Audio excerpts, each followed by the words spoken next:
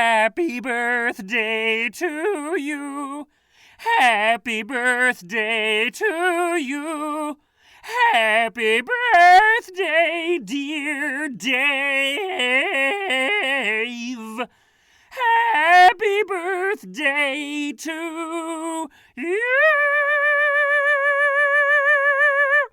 Let's do it again.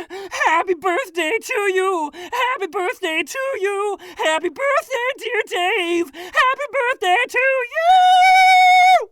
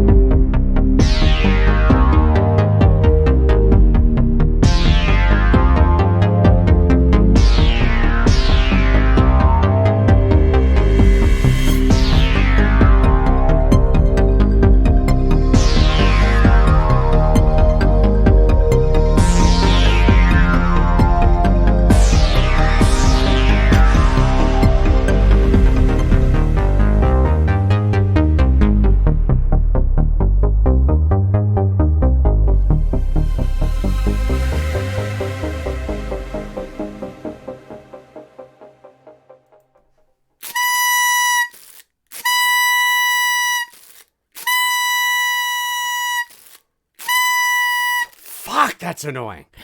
That is so annoying. Holy snap. It's great stuff. Hey, how you guys doing? Hope you are doing all right. It is Saturday, May the 25th, 2019. No, it is not my birthday today. My birthday was yesterday, May the 24th. But I wanted to share in the festivities with you guys. So that is why I decided to do a little live stream with you here on Saturday, May the 25th. And I am, for those of you that don't know, I am the big 40. I am 40 now. 40. I got my little hat on here with you guys. This is all leftover stuff. I got my hat on for you. And look at that. The Michael Myers masks. They're even ready. They're even taking part in the festivities. They have their hat on. Wait, there we go. Just want to make sure we were live. We are live. Okay, good. Yeah, they're even taking part in the festivities. So I'm telling you, these guys, they're fucking amazing. They're fucking amazing. Jason down there, though, I tried to convince Jason if he wanted to take part. And he was silent, and he just looked at me, and he was like, I don't know, he's got some sort of mother complex or something. I was like, well, fuck you too, Jason. If you don't want to take part in these festivities, if you don't want to bring in the 40th birthday with me, then fuck you. That's all I had to say to him. And then we got into a brawl, we got into a fight, and all that kind of shit. Hey, it is it's not my birthday today. My birthday was yesterday. So I am officially 40 years old. Hard to believe. What do we got in the chat room here? We got happy belated, happy birthday, happy 40th, Dave. Everybody is saying happy birthday. Thank you so much. I really appreciate it. It's hard to believe that I'm 40. And as they say, I don't really feel any different now than I did when I was, say, I think we stopped. Are we back? I think we're back. Yep, we're back. Sometimes that happens. Stupid live streams. We did have a massive storm roll on through. So it's entirely possible that the live feed might be a bit finicky tonight because of that. I'm going to keep an eye on. I'm going to put this down over here. I'm going to keep an eye on it. But we just had a massive storm roll through. So it's pretty crazy stuff. But thank you, everybody who is saying happy 40th. I really appreciate it. Again, my birthday was yesterday. For those of you that may not have known, because I'm doing the stream today, some of you might be under the impression that my birthday is today, but actually it was yesterday. I was born at 3:30 in the afternoon, 3:30 p.m. Eastern Standard Time, right here in Toronto. And I haven't lived my whole life here. I've lived in other places in Canada, but certainly this is where I was born, and this is where I've lived the last almost 20 years, because obviously Toronto is the epicenter of this country. It's the New York, LA of this country, sort of all rolled into one. So if you want to be in the entertainment industry in this country, you're either in Vancouver or Toronto. And Toronto, of course, is much larger and much more dynamic, in my opinion anyway. It's the New York of this country, so it's much more exciting, and that's why I'm here. So, who do we got? You're almost as old as Halloween, Dave. I am. I'm almost as old as Halloween. 1 year. Missed it by 1 year. Wes Hightower, Dave is now officially an old coot. Wes! Hey, you know what? Anytime anybody says something, that's going to get really annoying really fast. Anytime anybody says something that I feel is worthy of blowing the horn, that's what you're going to get. And man, that might get really annoying. But hey, what the hell? Happy birthday to me. Happy birthday to me. Happy fucking birthday to me. Happy birthday. All right, what do we got? Okay, there we go. All right, I'm all ready. It's like I feel like one of those beauty contestants, you know, where they have this over here. It's like this. Hi, I'm Miss Toronto.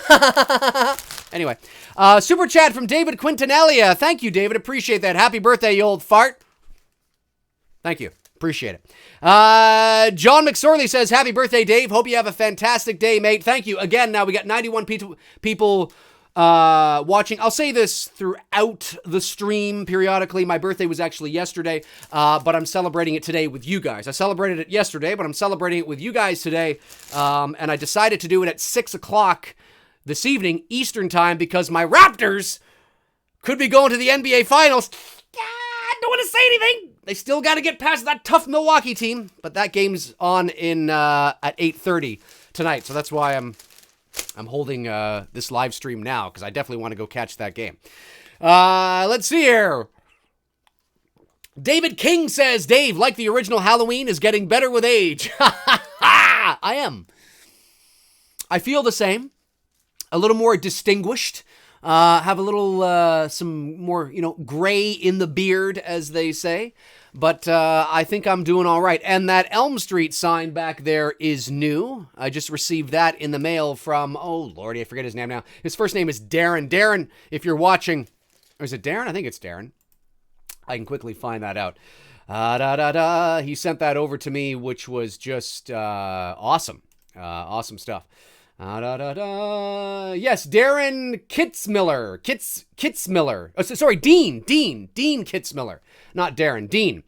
Dean, if you're watching, thanks so much again. Really appreciate that. That Elm Street sign looks great there. Dr. Loop says, my friend lives on a street in Kansas called Krueger. Ooh. Yeah, there's probably a lot of them around. There's no doubt. Oh, Jesus, it's getting in the way here. All right, there we go. Cody Snyder says, the fucking Rambo knife. Oh, yeah, the Rambo knife. Yeah, I've got that Rambo knife somewhere. I think it's in the other room. I should have busted that out. Christopher Wynn says, Dave, did you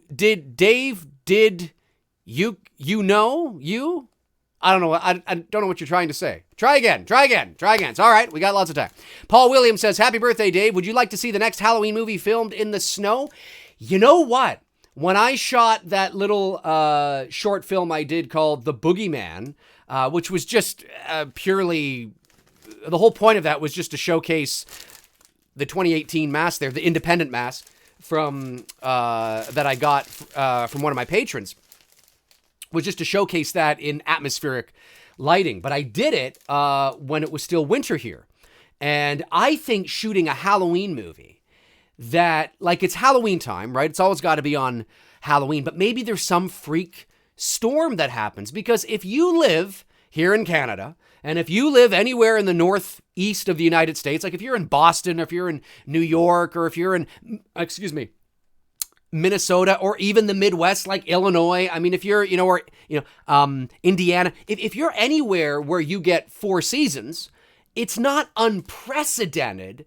It's not extremely common, but it wouldn't be out of the realm of possibility that there was some freak storm, a winter storm that rolled in and around Halloween time. Now, that doesn't mean that the snow is there to stay. It would likely melt in the coming days, and then, the real winter doesn't roll in probably until closer to Christmas. But to get a freak storm on Halloween, not out of the realm of possibility.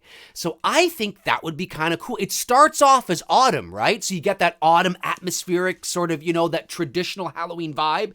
And then you get like the weather report in the movie. It's like they're calling for this freak storm. And it was like, oh my God, we got to batten down the hatches. We got a fucking winter storm coming in. And I think that would be really cool. At least I would entertain the idea. Anyway, fuck, this goddamn thing is also in the way. Hey, what do we got going on here? Oh, there we go. Happy Guy says, Dave gave a shout out to Indiana, the home state. And yes, Dave, you are right. A snowstorm in October would be possible. Oh, absolutely. I mean, look, I live in Toronto, right? We get 4 seasons here. If anybody wants to know what it's like to live in Canada, no, we don't have snow all year long. We don't live in igloos, and we don't ride on, dog sleds. And it's living in Canada for the I mean, if you're in Winnipeg, or if you're in sort of the prairies out in Saskatchewan, it can get colder. Or if you're quite north, obviously you can have snow a bit longer. But basically, the vast majority of the country is exactly like living in the Northeast or the Midwest of the U.S. So we get the same weather here. Like right now, it's beautiful. It was like 70 degrees today. And of course, we got a freak storm that came in, but it was great. All right. Hey, Chris Baber, super chat. Thanks, Chris. Really appreciate it. Much appreciated, buddy. Laura Strapone, happy birthday, Dave. Happy birthday to you too, Laura. Oh, wait a minute. What am I? Thank you. I appreciate it. Yeah, the big 4-0. The big 4-0. Hard to believe.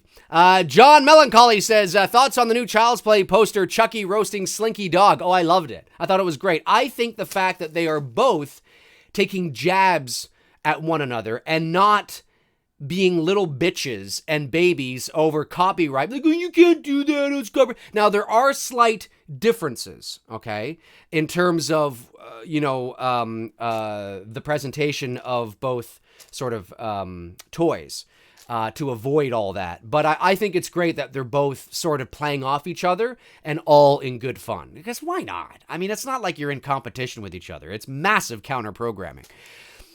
Zach Rosser says the Toronto Raptors are going to win tonight. Yes! Yes! Yes, they are. They're going to win tonight. Where the fuck is my... Let's hope so anyway. They might not. I don't know.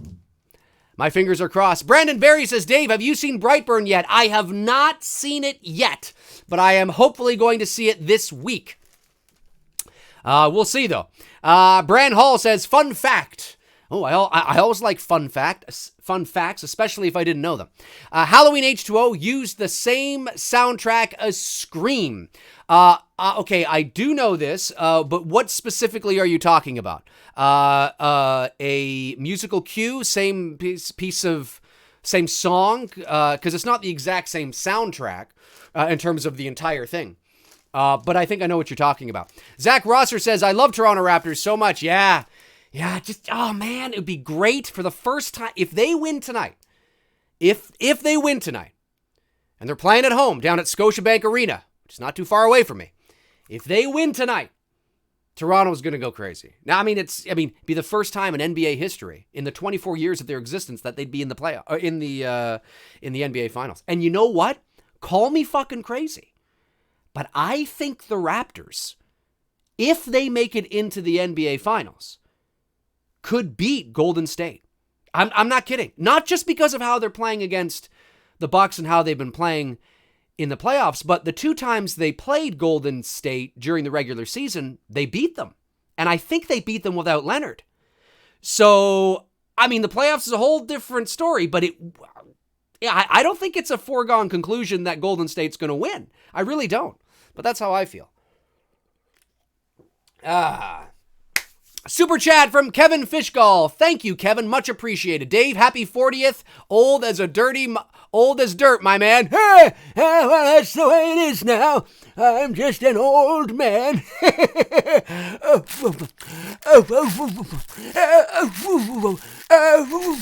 Grandpa, can you blow it hard enough, please, so we can hear the sound? I'm trying, you little fucker.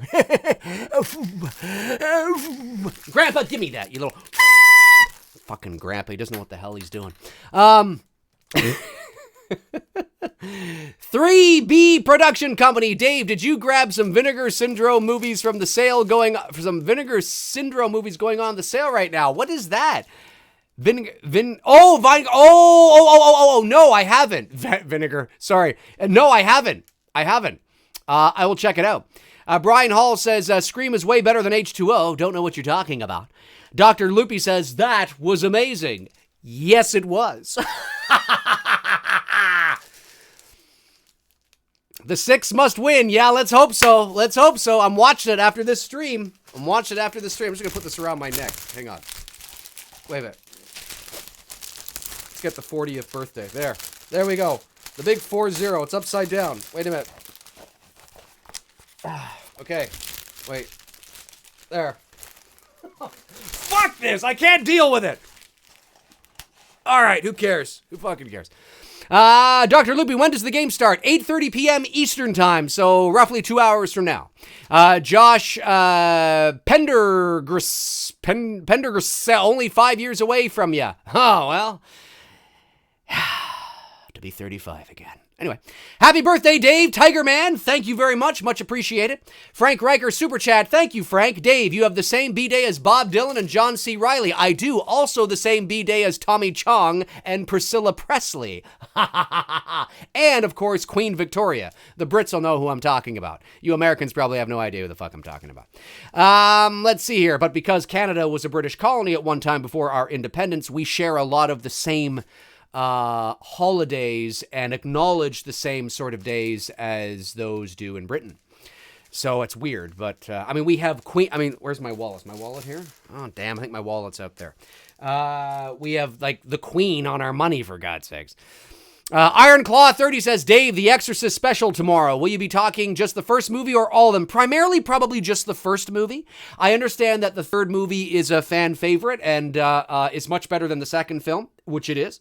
But I think it's not that Tony and I won't touch on the other two, the other films, but it will primarily probably be about the first movie, its impact on horror, what happened back then, why it was such a, thing. But you know how our conversations go. I mean, those shows are never scripted, so we just we have an idea of what we want to talk about, some major points we want to get across, and then we see sort of how organically the conversation unfolds. So we'll see how it goes. Tomorrow night, 7 o'clock p.m. Eastern Standard Time, episode 24, 3, whatever it is, of Two Dudes and Some Bullshit.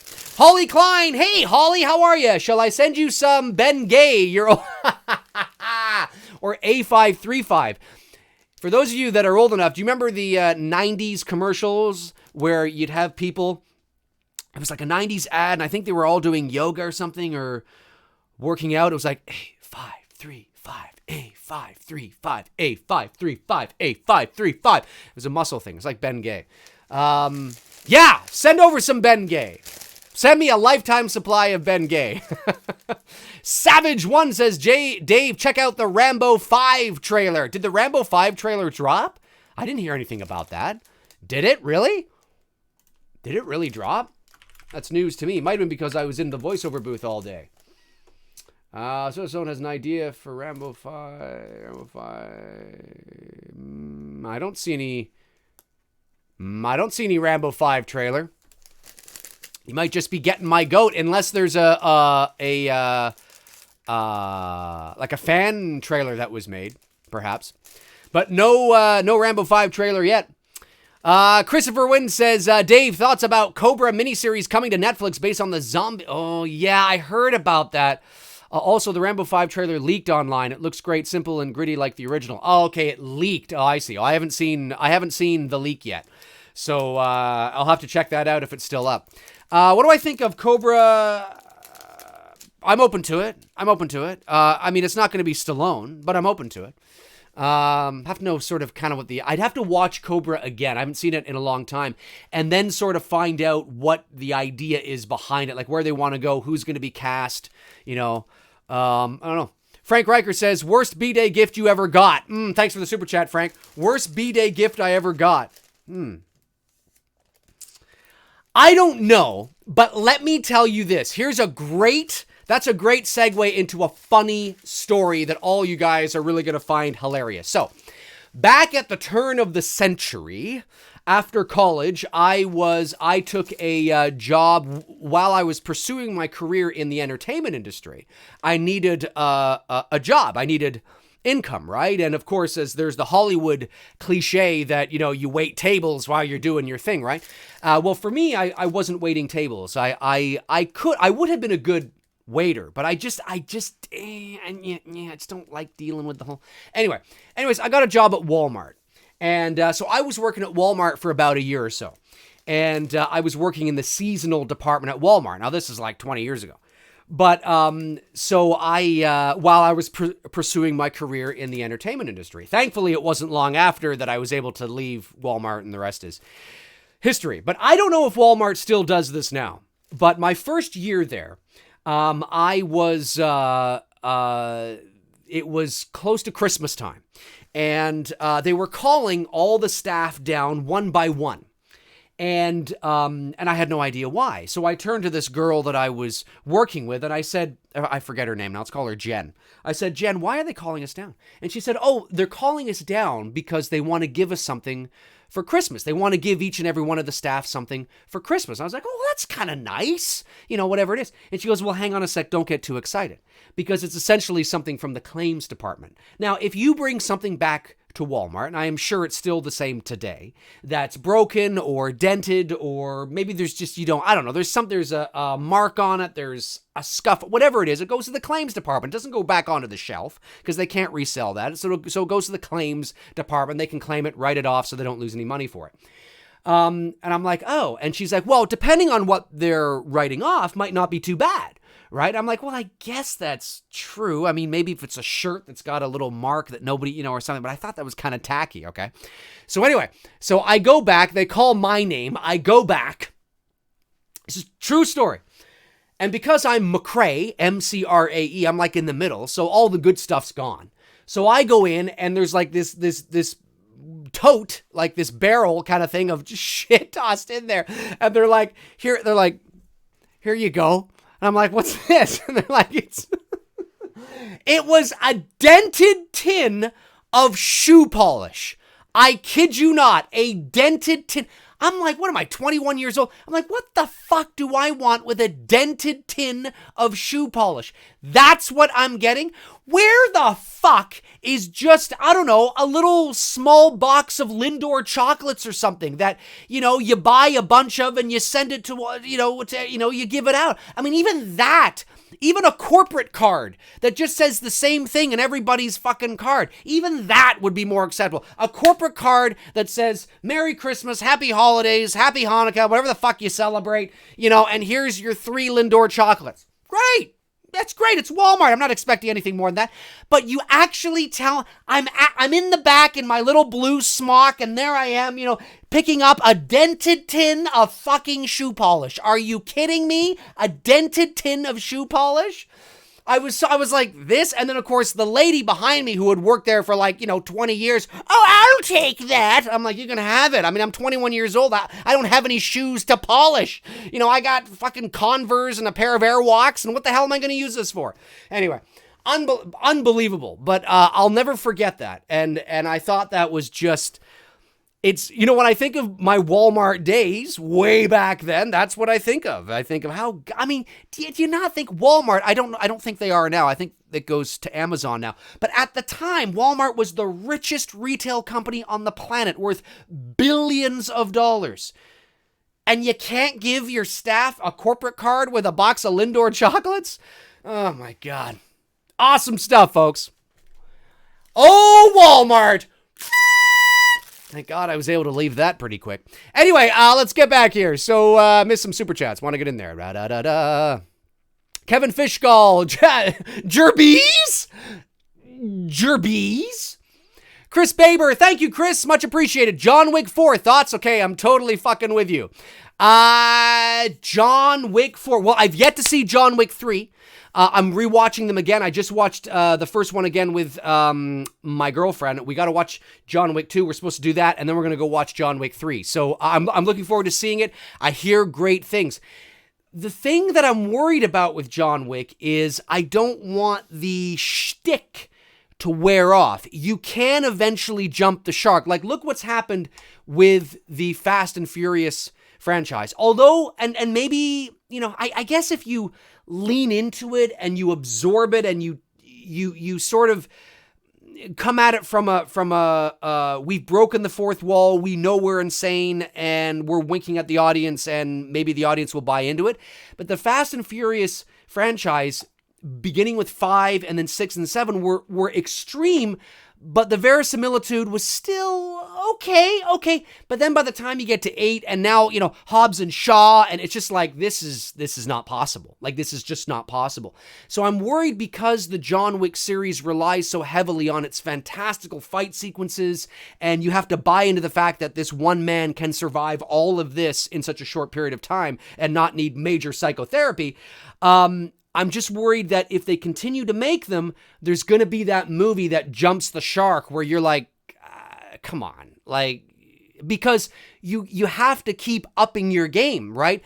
The great thing about these films is that they're awesome because of the sensationalism, and, you know, 2 was bigger than 1, and 3 is bigger than 2, and, you know, and 4 will have to be bigger than 3, you know, and it's kind of like, what are you going to do? And you run that risk of that one movie where you go, okay, now John Wick is riding fucking bulls through the streets of Spain, and he's leaping off of cars and barrel rolling into an SUV, and now it's kind of like fun, wild to look at from like a video game perspective, but I don't know, you know, it's good news because that means the third one was really good, but I just kind of, you know, I kind of worry a bit.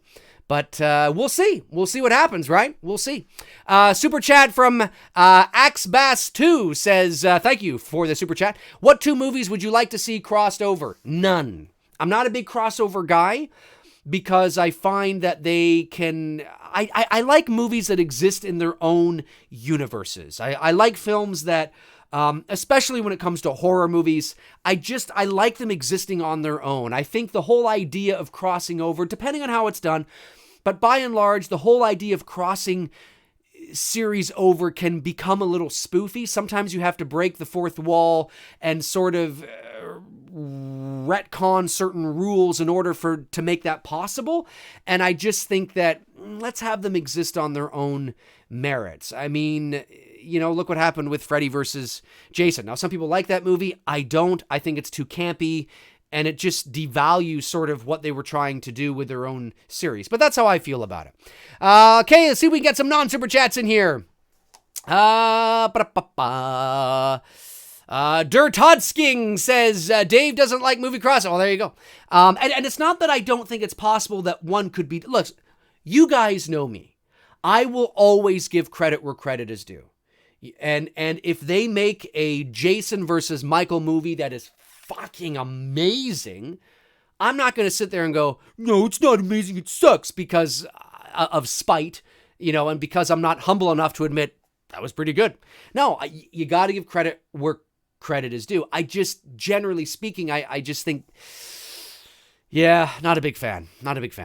Okay, It's Complicated says, hey Dave, what are the 3 movies you would keep if you had to choose? What are the 3 movies you would keep if you had to choose? Like if I was stranded on a desert island or something? 3 movies. Shawshank Redemption, absolutely. Shawshank Redemption, that's tough. I don't know, Shawshank Redemption... Empire Strikes Back, and I don't know. That's tough. Maybe Halloween, maybe, or Black Christmas, maybe Black. Yeah. Black Christmas, maybe. That's a tough one, man. That's tough. Super chat, Anthony Stanfield. Thank you, Anthony. Happy birthday, you old bastard. Happy birthday to you, too, you old bastard. Wait a minute, it's not your birthday. Whatever. Pimp Troll says, looks under his bed for John Wick. Listen, I think if fans want to create fan movies where you do crossovers, I think knock yourselves out. I just think in the real canon world, I'm just not a big fan. Frank Riker, super chat. Thank you, Frank. Where were you ever at a movie where you were the only person in the theater? No, but when I was in high school, I worked at a movie theater in the mid to late 90s. And that was at a time, for those of you that are old enough to remember, when the traditional old school movie theaters were on their way out. You guys remember that, when they were introducing these big movie theaters with, the stadium seating and the you had like 13 theaters in one theater and like the whole, well, you know what I'm talking about, well, what we get now. That didn't exist before about mid to late 90s. And there was a theater close to where I lived called the Coliseum. And I got a job working there because of my ability to connect with people and be theatrical and crazy and all that stuff. And my job at the very beginning, in the early days of this, was to introduce the movie to the audience. And they would give me a microphone, and I would turn on a little switch on the wall, and I would walk out, and I would tell you what the movie you're going to see. I can understand why they got rid of that. Because although it was neat on paper and it was a good idea and a nice little sort of kind of complimentary thing, not everybody is a performer and not everybody is an extrovert, and not everybody can connect with people on a level that needs to be able to connect with people. And most people are teenagers, and I think I was 19, 20. So I was of that age, but I was an actor. I was an extrovert. I was into that kind of thing. So I was very good at that, right? I was a performer, always have been. But not everybody is. So, when I would go home and somebody would take over my shift, you'd have somebody go out there, "Hi, welcome to the Coliseum." And it's not their fault. It's just kind of like, okay, we don't need you, get on with it. Where if I was out there, I was entertaining, right? So it was I can see why they got rid of it across Canada. Anyway, I don't know if you guys had that in the States. But anyway, the point I'm making is that during a matinee of Detroit Rock City in 1999, I believe, I went into the theater and there was only one girl in there.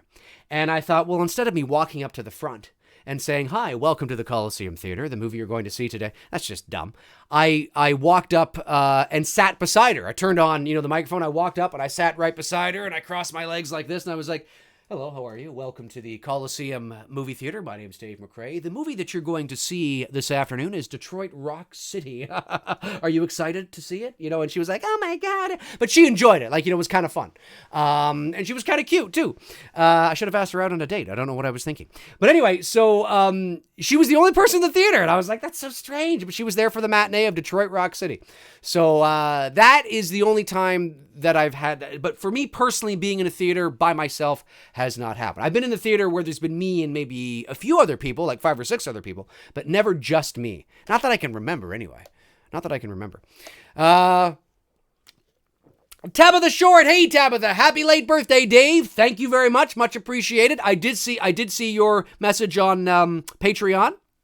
I did respond to it. Thank you so much. Much appreciated. Let's see here. Did I miss a super chat? I did. Grave Warmer says, if you had a piñata for your birthday, who would you want the piñata to be? I would want the piñata to be... who would I want the piñata to be?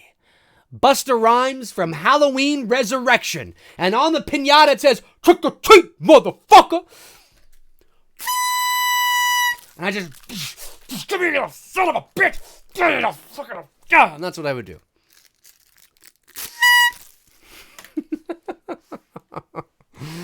Oh, lordy, lordy, lordy, lordy, lordy. I Pimp Troll says, happy birthday, Dave. Thank you very much, I Pimp. Mohammed Camber says, just tuned in. Happy birthday, Dave. Have a good one. Thank you. Again, for those of you that are just joining me, my birthday was actually yesterday. I was born on Thursday, May 24th, 1979. But of course, because of the festivities going on yesterday, I could not do this video. So I'm doing a celebration with you guys a day late, but whatever. It's still close enough. It's in that 24-hour range, right? Let's see here. Where is this? Yeah. Happy 40th. 40! 40! Hard to believe. Zerom, or Zer-O-M? Zerom? I don't know. You could get paid. You could get paid a lot of money if you did gigs dressed as Freddy. I'd pay a good buck for that. Yeah, you know what? I need a Freddy costume. I've got the glove. I got an old hat that I could use. And I got the Elm Street sign. But I definitely need I need the sweater and I need the mask. The mask that I'm looking for is and they're not cheap, is a silicone Freddy Krueger mask from A Nightmare on Elm Street 2. Now, the first Elm Street is my favorite, but I really like A Nightmare on Elm Street 2. And even though he looked mean as fuck in the first Elm Street, you could make the argument and say that he was just as, if not more terrifying looking in A Nightmare on Elm Street 2. And I want that silicone Elm Street 2 mask. I've got to get my hands on one because when you put it on, it molds to your face because it's silicone, right? And you can move around like this and, do all that shit. And, awesome shit. I've seen some YouTube videos with some guys that have one, and I'm just like, yes. If I can get that, and I can get the sweater, a good sweater, I got the glove, I got the hat, I might be doing maybe a little short Freddy fan film. Just saying. We'll see. Got to get my hands on one of those first because I got to be able to do it justice, right? Can't just fucking walk around with some half-ass mask on my face. Okay, let's see here. 3B Production Company for a tin of shoe polish. Thank you so much. A dented tin of shoe polish. Remember that, folks. For those of you that have tuned in a bit late, you'll have to watch the stream again to find out what I'm talking about. Cody Schneider, Dave, please play Freddy.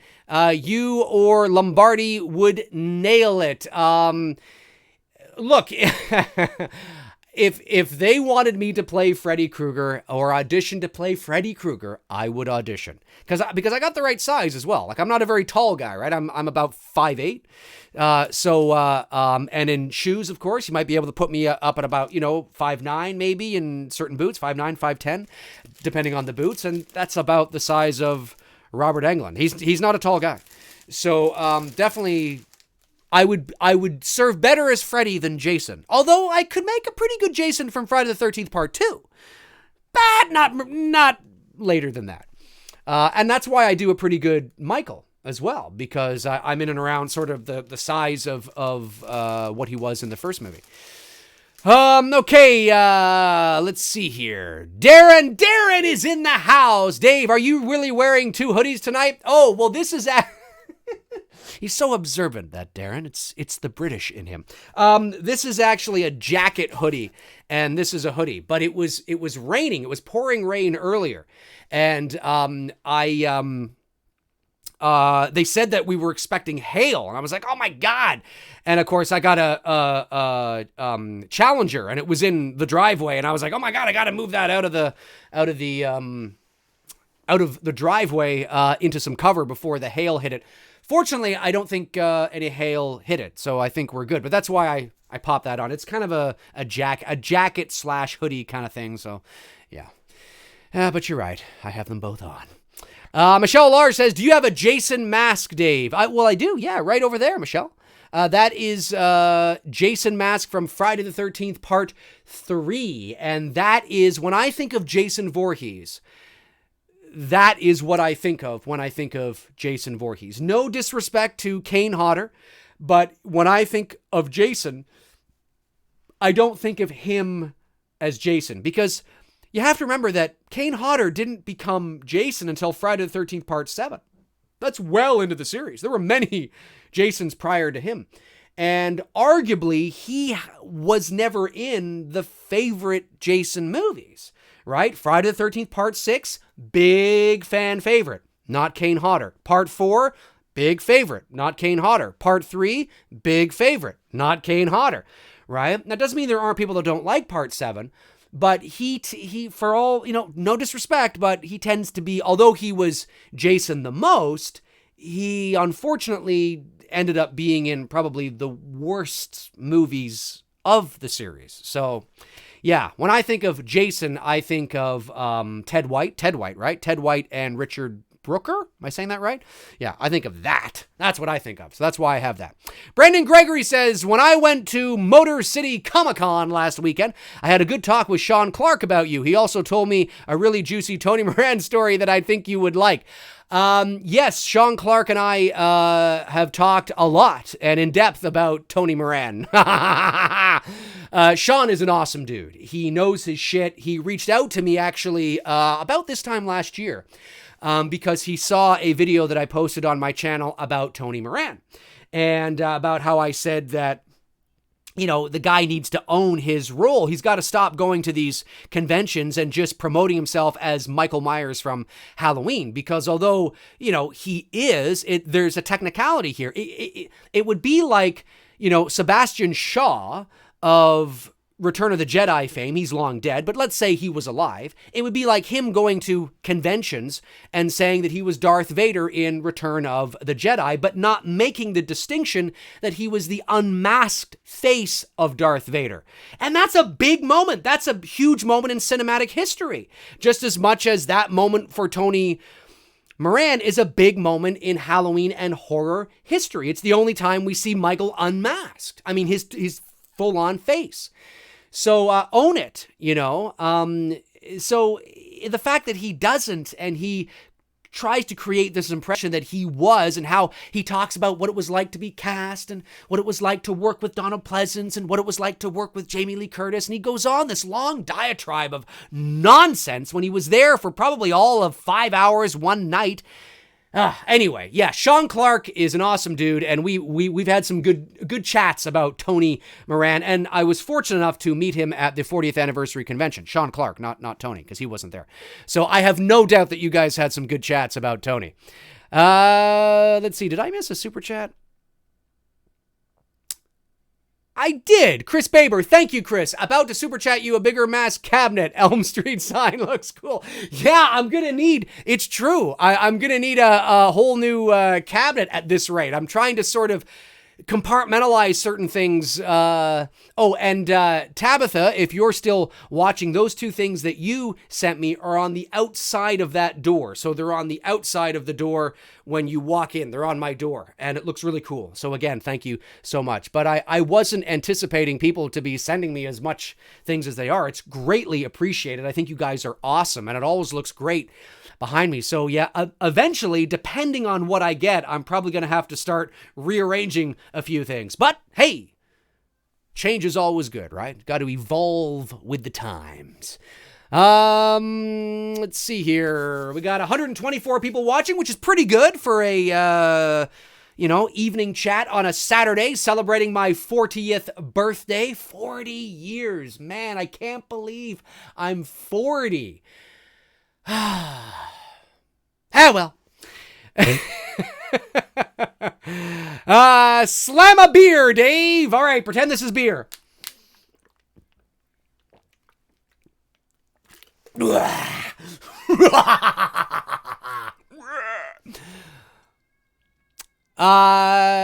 Let's see. Anthony Stanfield, just a bunch of, yeah, all right, rock on.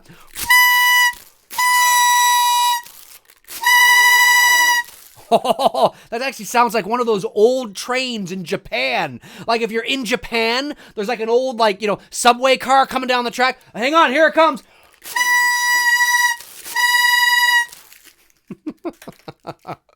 Mr. WWE Fan 911 says, happy birthday, Dave. Hopefully I'll see you at a Fan Expo. I'll be coming down from Hamilton. Hey, maybe Fan Expo. Hey, if anybody lives close to the border, close to Toronto, right? The border would be like Detroit border, Buffalo border. Fan Expo, which happens every year at the end of August here in Toronto, is one of the largest in North America. There's only, I think, The San Diego Comic-Con is bigger, and there might be one other one that's bigger, but Fan Expo draws like 200,000 people over the 3 or 4 days, and it's one of the largest, and it's huge. So if you're within close proximity of Toronto and you've never been and you want to experience a city that is like New York but not in New York, come on up to Toronto, because I think you guys will really enjoy yourselves. And I'll probably head to Fan Expo again. I didn't go last year, but I'll probably go this year again. I'm due to pick up some more memorabilia. Brandon Treat says, Dave, are you going to see Rocket Man, the Elton John biopic, or Godzilla next Friday? I'm hopefully going to see Godzilla for sure, because my girlfriend and I want to check out the big spectacle on the big screen, and she's a big fan of Elton John, so we're thinking about going to see Rocket Man as well. It looks really good, and I hear really good things about it, so we'll see. Tabitha Short says, too bad I can't make it this year. I'll be having a baby. I usually go. Oh, that's right. Yeah, because you're just at the Detroit border, sort of there in that area. Yeah, well, you know what? Hey, a baby is important. Come on. Baby is important. Michael Martinez. Hey, Michael, how are you? Hey, Dave, having a Guinness on you. Thank you so much. Much appreciated. Woo Hollywood Celebrity says, are you going to see Ma? Maybe. It looks, that's the one with Octavia Spencer, right? It looks interesting, and I love the premise, and she's a fantastic actress. So I might go check it out. Man, I'm just looking I need a shave. Woohoo! I need a shave, man. Vegas Courier says, happy day later birthday. Best birthday experience you had any time. I don't know. Best birthday experience. You know, I remember 10 years ago, my 30th birthday was a little surprise birthday organized by my mother and my older sister. And that was really nice. And some old friends came up from college that I hadn't seen in a while. And it was a small sort of intimate gathering, maybe 10 people. But it was really nice, and it was a surprise. I had no idea that they were doing that, and to see people there was a nice surprise. So I would say that was probably really fun. For my 40th, more low-key, right? More intimate, low-key. You know, you're 40 now, gone are the days of hamming it up and partying it up. You know, you kind of take it in stride, and maybe my 50th. When we get to my 50th, maybe I'll have a massive party to celebrate over the hill. Who knows how gray I'll be then. Stephen Moss says, do you think if Blumhouse makes a sequel to Halloween 2018, they will feature the Myers house, not necessarily the original house from 1978? Are you still planning a sequel concept video? To answer, yes, I am. I'm so sorry, guys, that it's taken me longer than I wanted to get to that concept sequel idea. I am still working on it. I wanted to have it up by now, but things just got really busy in my personal life and in my career, and I just, had to sort of put that aside. But it is coming. Before you know it, it will show up on the channel, and you'll be like, oh, this is great. This is awesome. So do I think that they should show the Myers house? Yes, I think they should.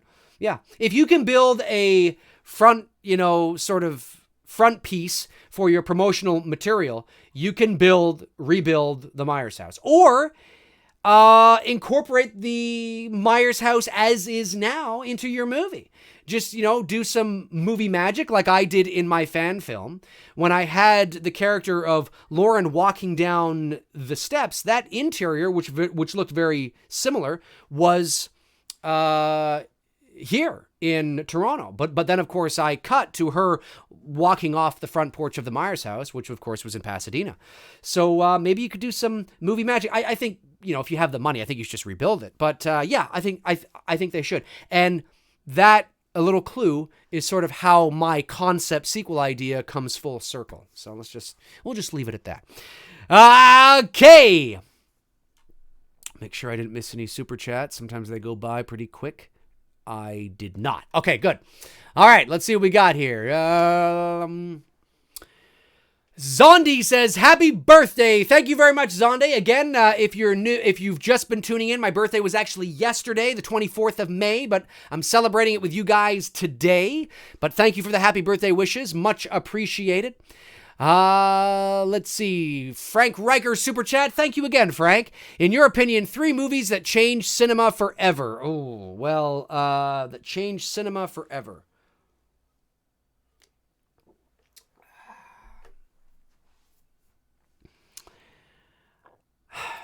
It's hard to say because you could go back to the 30s and the 40s, to Gone with the Wind, to The Wizard of Oz, to Citizen Kane, but when we talk about a real big shift in the way that entertainment is consumed and the way that we consume entertainment, the way we think about entertainment, the way the industry thinks about what is possible, I think you've got to go back to the 70s and you got to look at films like The Exorcist. You got to look at films like Jaws. You have to look at films like Star Wars, the very first one, because, during that decade, rolled in your Spielberg, your Francis Ford Coppola, your Martin Scorsese, your George Lucas. They changed entertainment. They changed the way movies were made. And by the time we were rolling into the 80s, it was just different. Theaters were different. Marketing was different. MTV was there now. Music was different. The way, there was the music video, that was never seen before. And you look at Michael Jackson's, videos. They're almost short films in and of themselves. Look at Thriller and it's hard to say.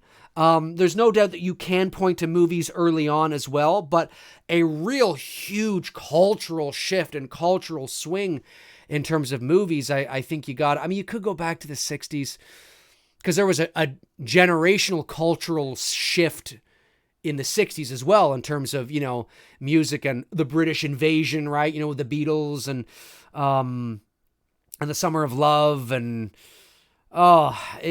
but movies, Jaws, Star Wars. It's just because of the blockbuster, right? The introduction of the summer blockbuster and the studios were like, whoa, money, because nobody had seen money like that. Nobody had seen money like that, with making a movie. So it was, I'd probably have to go within and around that time, but it's tough, man. Great question, Frank, but it's tough. Christella Flores, happy birthday, Dave. Thank you very much. Much appreciated. It's complicated, says, would you rather live on Elm Street or spend a summer at Camp Crystal Lake? I would probably rather live on Elm Street. Well, I don't know. Jason can't get you in your dreams. He can't get you in your dreams.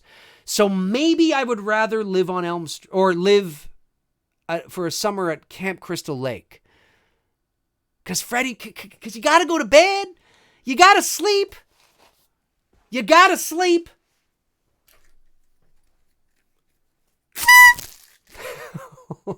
Aaron Ponder says, are you going to see Child's Play in theater? Yeah, probably. Yeah, for sure.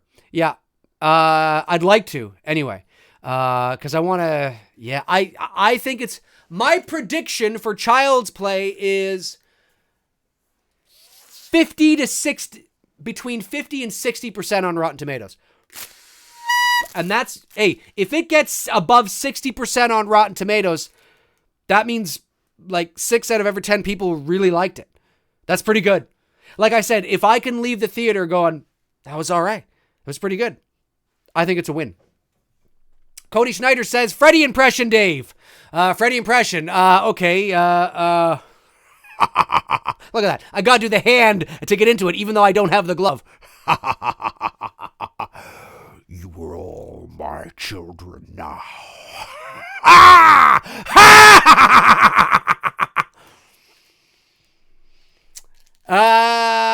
I wish they would make The Thing 2 with Kurt Russell. Yeah.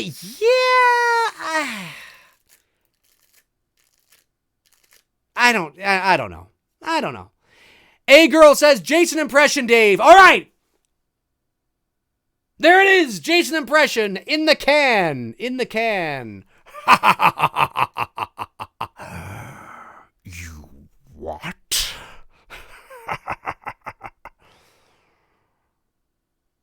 This is God.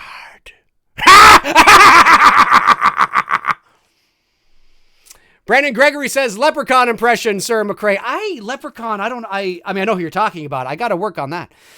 Nick says, happy 40th there, Dave. The trailer dropped for RES. The new one for Midsummer. Yes. Ever get a chance to check the trailer out? If so, what are your thoughts? Well, I like what I see. It's a little... There's a part of me that's like, oh, cult again? But because Hereditary was so good, and because I enjoy the subliminal messaging and the deep layers of symbolism when it comes to that kind of thing and when it's done right, I'm going to give it a shot. He's got a high bar, but maybe it will be different enough that we'll be able to enjoy it on its own merit. So we'll see. I don't know. We'll see. But definitely, I like the vibe. I like the tone. For sure. But they're not shy. This one, they're not shying away from the mystery that it's a cult. You see, with Hereditary, there was a certain level of, what the fuck is going on here? Right? Like, is this supernatural? Is this paranormal? Is this somewhere in between? Is this what's going on? And then, of course, you find out towards the end of the movie, that's what's going on. With Midsummer, no, they're giving it away pretty much of what is going on in the actual trailer. Now you're just sort of living vicariously on this journey and experiencing it with these people. But you already know sort of what's going to happen. So you're not quite in the same position as you were in Hereditary, but if it's anything like Hereditary in terms of quality, then I'm willing to give it a shot. It looks interesting for sure. Joshua Marjanin says, and he has implied before that Freddy should be a less known younger guy. Oh, I guess you're talking to someone. Are you talking about me? I'm not sure, but I think so. Don't cast Kevin Bacon. Listen, folks, Kevin Bacon is 60. He's 60. All right. I know Robert Englund said, I think Kevin Bacon would make a guy. I get that. He might. He may have 30 years ago. But when Robert Englund was cast as Freddy Krueger, he was about 34 or 35. I think you need to cast someone who's at least that age. All right. And somebody who is a relatively unknown to the broader pop culture consciousness, to the broader sort of, cast somebody. I don't want to see a name. I really don't. You need to go for somebody who can bring the essence and the quality of Freddy Krueger. Now, I don't want to see a Robert Englund impression necessarily, but somebody who can bring that flavor and make it his own. And you look at it, go, oh, that's Freddy Krueger. It's tough shoes to fill, but I am not in this camp that nobody other than Robert Englund can play Freddy. Now, maybe nobody other than Robert Englund will always be Freddy to me, right? Yeah, that's true because he's who I grew up with. But as I've said 1,000 times, you ask Robert Englund, do you think there's somebody else that can fill your shoes and do the character justice? He'd be like, well, yeah, of course. We're actors. It's our job. Yes, of course. This whole idea that nobody can do it is just ridiculous. It's ridiculous. They said that about the Joker as well. Nobody can do what Jack did. And look what happened. Anyway, Dreed Mem 77. Am I saying that right? Thank you for the super chat, by the way. Much appreciated. Happy 40th, David. Just wanted to stop by and wish you a happy birthday. Welcome to the 40s Club. Nice to have you on board. Thank you very much. Much appreciated. Mark McCatherine says, Dave, when are they going to cast you as Myers? Probably never. They got a hell of a Myers and James Jude Courtney, so never.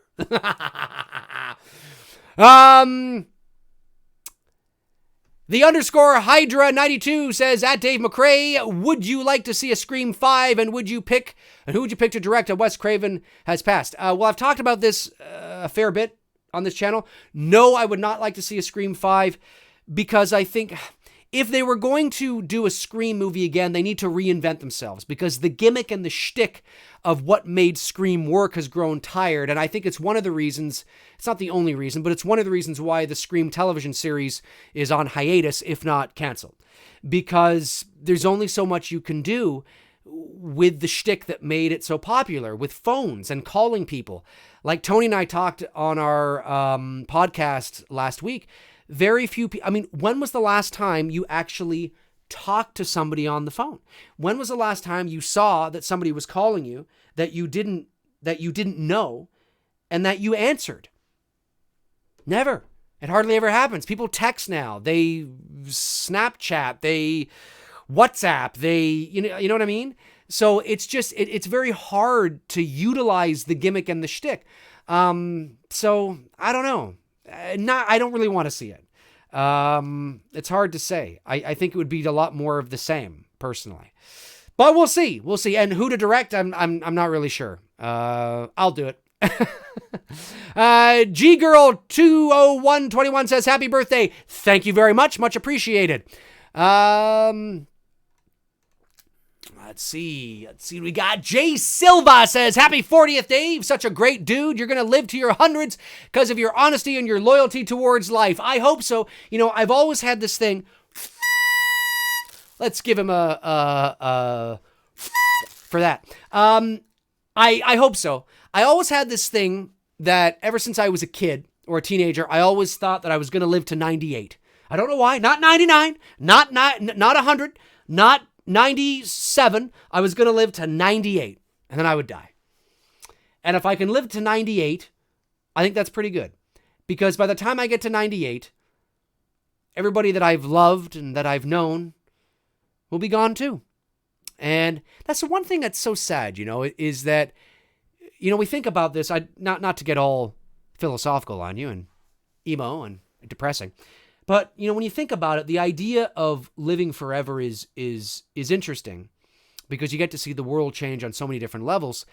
But I would only want to live forever if the people I love around me can live forever too. And I only want to live forever if my body doesn't break down and if I can remain like this. You know, I think that's the catch, is that, do you want to live forever? Wouldn't it be nice? Well, yeah, if I could live forever at 40 and everybody else that I love and know can live forever at 40, well, then great. But unfortunately, that's not the way life works. And by the time if I'm lucky and fortunate enough to get into my 90s, a lot of who I love around me will probably be gone and you might be ready. I do believe that depending on how you've lived your life and depending on what kind of life you have, there might be a time in our lives where we were ready. You know, where, you know, we look around us, we look at our lives, we look at what we don't have anymore, not just the youth and vitality of being young, but the people that we love, and we kind of go, you know, I think it's time. But maybe we come back. Who knows? I don't want to fucking come back. And if I could come back and be 40 again, that's great. But the idea of coming back and living through the youth and the trials and tribulations of being a kid and high school and school again, God, so depressing. Super chat, Chris Baber, thank you very much, Chris. Twilight Zone versus Creepshow. If you had to direct 80s reboot, which one would you choose? Creepshow. Because I think Twilight Zone is very heavily reliant on the past stories. They do create new ones, but I've noticed that the 80s, was it the 80s or the 90s, reiteration of the Twilight Zone, they were using a lot of the older stories because it's quick and easy. And the current Twilight Zone is doing a little bit of the same, although they do have some new ones in there as well to be culturally significant and relevant. I might take Creepshow because maybe I could use a couple of ones that were there, but really work with some writers and make some new creepy stories. Really sort of, yeah, I'll take Creepshow on that. Nice one, Chris. Frank Riker, thank you again, Frank. What do you think of the studios changing the timelines of movies and ignoring all others? It seems to be, I fucking hate it. I hate it because I am like, okay, if you're, here's how I feel about it. And maybe I'll do a video on this. Obviously, I'm not 100% serious when I say this because that's not how business works.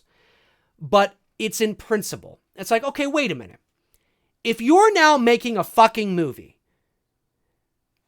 that negates everything that you made before it because you fucked up. I didn't fuck up. You fucked up. You fucked Halloween Halloween 5 in the ass. You fucked up with Halloween Resurrection and Rob Zombie's films. You fucked up with Terminator Salvation and Genesis. Not me. And now you're asking me to give you more money to go see a movie and pretend that the others don't exist, okay, then I want my fucking money back.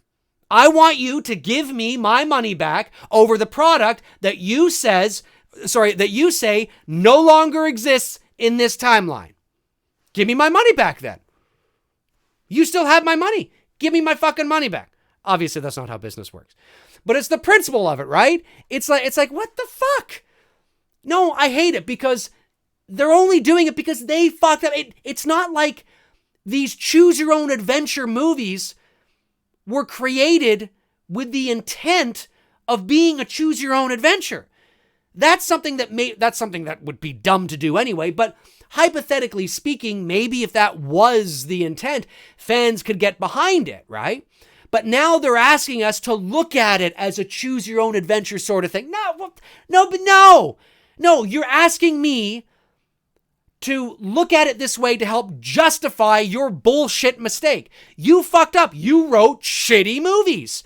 You wrote shitty stories. You made shitty films. And now you're asking me to pretend those movies don't exist, but you still have my money when I went and saw them. Give me my money back then, and I'll go see this new movie. Obviously, that's not how it works. But you get the principle of my point, right? Fucking annoying. So, Frank, yeah, I don't like it. I don't like it because it's getting like when I saw the trailer for Terminator Dark Fate, it didn't move me.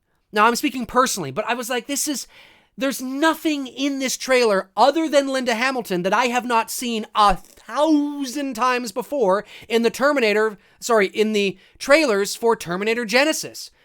This looks like, besides Hamilton, you could say that this was a sequel to Genisys, and I'd believe it. Like that. I was really hoping that the visual aesthetic and style would be a little more like the original Terminator film. Gritty, grounded, old school effect, like really sort of like that, like a, just go back to those roots, that old school. That's what I was hoping for. And instead, this looks like a massive, big-time, multi-million-dollar blockbuster. And Linda looks great. She might be great.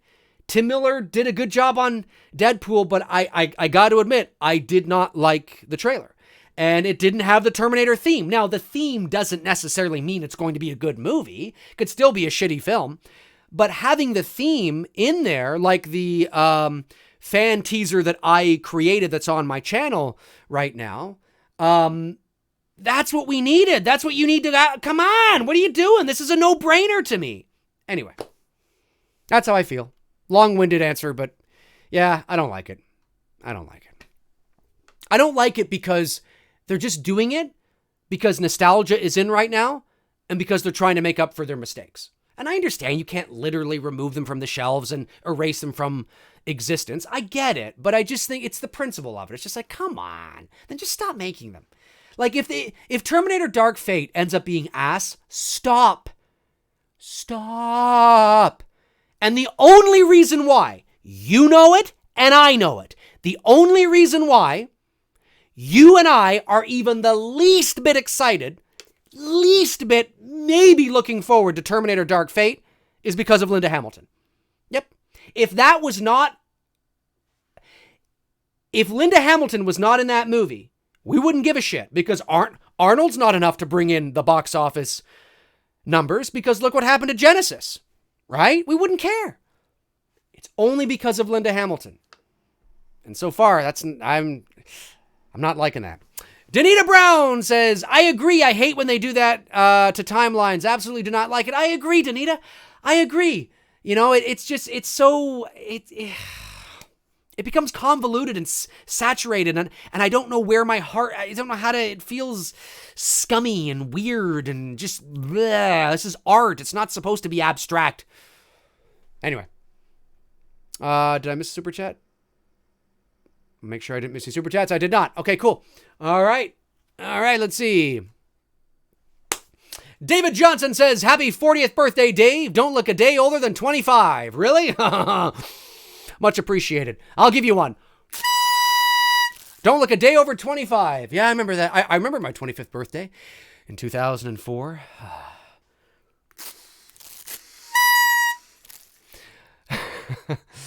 Let's see. It's complicated. Says, did you use an app for your H-18 sequel trailer synopsis? Did I use an app for my trailer? Oh, for my trailer sequel. Oh, no.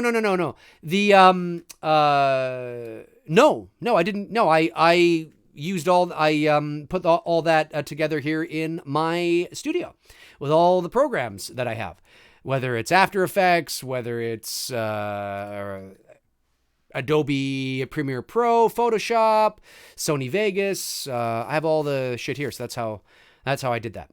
Mark McCatherine says, Dave, who is your favorite Jason? Mine is Ted White. Oh, well, I just talked about that earlier. Yeah, mine would either be Ted White or Richard Brooker. Am I saying that right? One of those two. Johnny Melancholy says, I grew up with both the Child's Play and Toy Story movies, and both have a special place in my heart. The marketing is spot on this year. Could not agree more.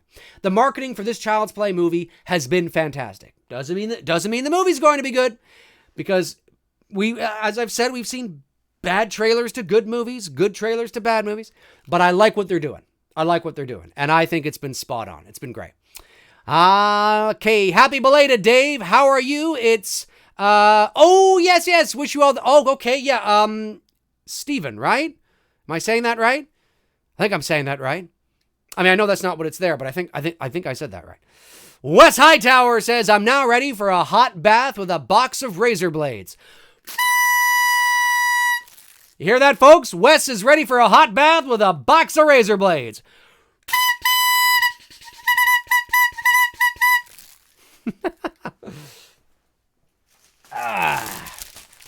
All right.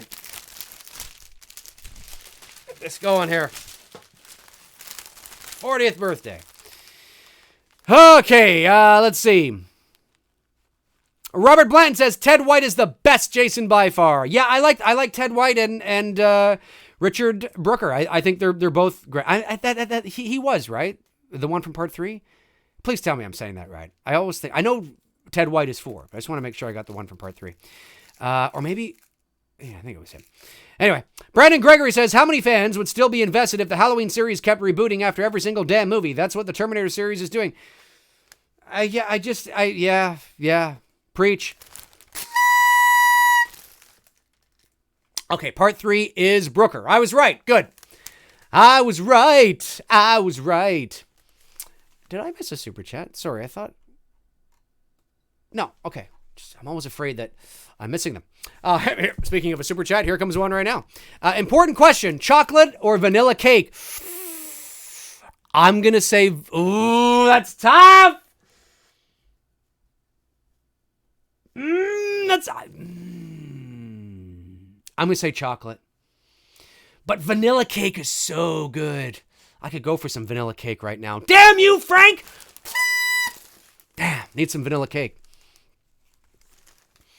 Roger House says, are you straight or are you for me, I thought you were saying, are you straight or gay? And I'm like, well, I'm straight. Are you a straight or safety razor fan? I don't use a straight blade. I'm a Mach 3, Gillette Mach 3 guy.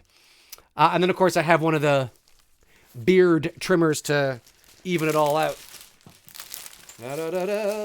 Davey Dread says, happy 40th, Dave. Thank you very much, Davey. Orange Monkey 560. Yell, I meant. I don't know what's going on. Megatron Trap says, do you think a horror movie about an animal killing people would be scary? Oh, yeah. I mean, look at Cujo.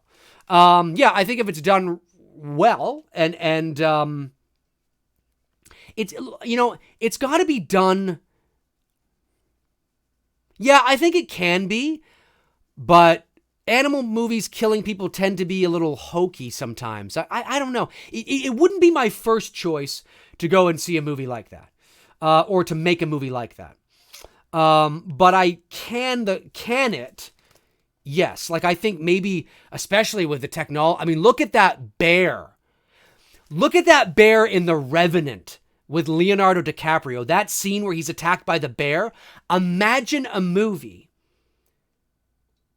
Wasn't there one with, Anthony Hopkins. What was that one with Anthony Hopkins and what was that one from the 90s with Anthony Hopkins? I thought there was a bear scene in that one too. Anthony Hopkins and the The Gray with Liam Neeson. The Edge. Thank you. Yes, The Edge. It's not like there haven't been, but imagine like the Revenant bear attack quality, that level in like a movie where there's like, oh yeah, I'm down for something like that, but keeping it really like legit scary, like full on, where by the end of the movie you're just like, man, I can't watch this. Holy shit, that might get people. That might really get people. And of course, we cannot forget The Great Outdoors with John Candy and Dan Aykroyd. That's so funny. Let's see here. Super chat, PC Pierce. Thank you. PC says, happy birthday, Dave. May the 40th be with you. Ha ha. I saw what you did there. Nice one. Frank Riker, do you have any phobias? Clowns, maybe? Nope, definitely not clowns. I don't know if I have any phobias, really. I that's a very good question. I don't think I have too many phobias.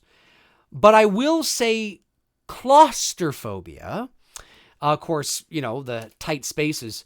That does give me the heebie-jeebies. Like if I can't move my legs or I'm in a tight... Ooh. But I think most people would feel that way. Do you know what I mean? It's almost not really a fair thing to say because I think under the right circumstances, most people are probably claustrophobic. That doesn't mean that you're claustrophobic being in tight spaces, say on like a subway or an airplane or at a stadium. Not that kind of claustrophobia. I'm talking about real claustrophobia where your life is in danger. Where like you're rock climbing and you get stuck between two rocks and you can't get help. It's like, oh my, like that level of shit. But it's almost not fair because I think most people would be like, eh. You know what I mean? I'd have to think on that. I can't really think of any claustrophobia. Any phobias that come to mind. Certainly not clowns, It's like, I like that comedian that was like, I'm not afraid of heights. I'm afraid of dying. I'm not afraid of heights. I'm afraid of falling. It's like, I'm not afraid of sharks. I'm afraid of being eaten.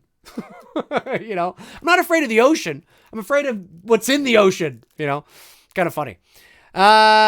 Spiders? Yeah, no, I don't really. I mean, if one comes out of nowhere and catches me off guard, I think we're all kind of like, ah, you know what I mean? Like, oh my God, what's that? But a spider, if I saw one crawling along here, I could be like, oh, cool, there's a spider. I go get a napkin or something and I kill it, or I take it and I save its life and I throw it outside. No real big phobias. Not yet, anyway. Super chat from Michael Martinez, just a super chat supporting the channel. Thank you very much, Michael. Much appreciated. Stephanie Dilbeck says, happy birthday. Thank you very much, Stephanie. Dilbeck, I should say. Thank you very much. Much appreciated. Let's see. Davy Dread says it's rats for me. Oh yeah. I think there's phobias. There's phobias that I like to call that sneak up on you. Like sneak up phobias. Like I think we all would agree that if, a rat was to suddenly come across my shoulder right now, we'd all probably be like, ah, because we're not expecting it. Right. But if I see a rat at a pet store or out on the street or something, I'm not like, ah, and run away. I mean, I'm like, oh my God, a rat. I'm just like, oh, cool. There's a rat. You know what I mean? So, yeah. Axe Bass 2 says, do you think Netflix is on its way out because of Disney's new streaming app? No, I don't. They have a few things going for them right now, is all the original programming. They have customer loyalty. And they, I think they're definitely going to take a hit. Absolutely. But the chances of people getting rid of Netflix and then going with Disney Plus, I don't think that's going to happen. I think Disney Plus is likely to become an additional thing especially when it's only $6 a month, right? Now, it will inevitably go up as the years progress and as more and more content goes on there. But I think in its first go around, I think the people getting rid of Netflix will be minimal. It doesn't mean some people won't. Some people might be like, well, fuck it, I don't need it anymore. I'm just going to go with Disney Plus. But I think the likelihood of people just going, fuck it, $6, bring it on, is more likely. So therefore you have Netflix and Disney Plus.